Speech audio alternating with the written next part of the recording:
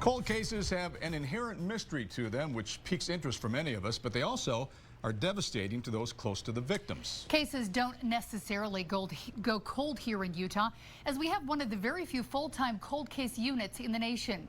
The detective running that unit solved a high-profile homicide from 2010 and says he's constantly working to solve other cases. Yeah, here's Darby Sparks at the location of one of those cases. Darby? That's right. Well, I am in a Millcreek neighborhood where a woman seemingly vanished from this area back in 2001. And all these years later, are there any answers for what happened? A detective I spoke with said it's not a matter of if, but it's a matter of when we will find out.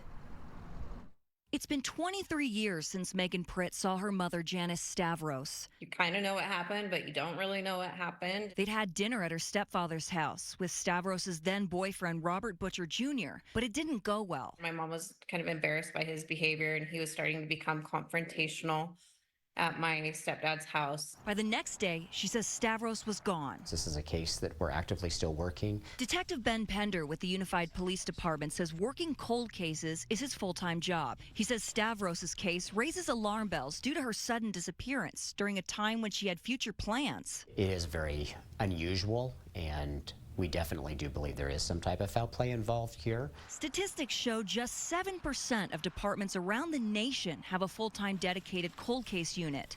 Unified is one of them.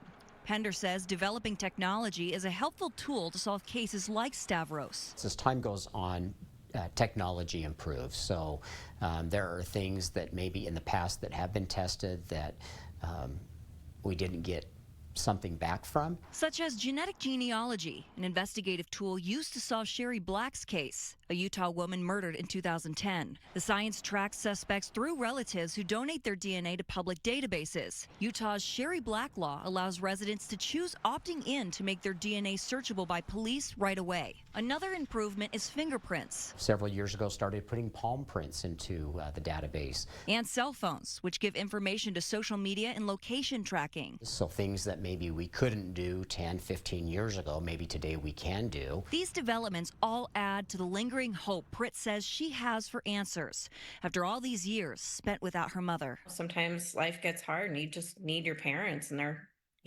that was taken from me at 20 years old.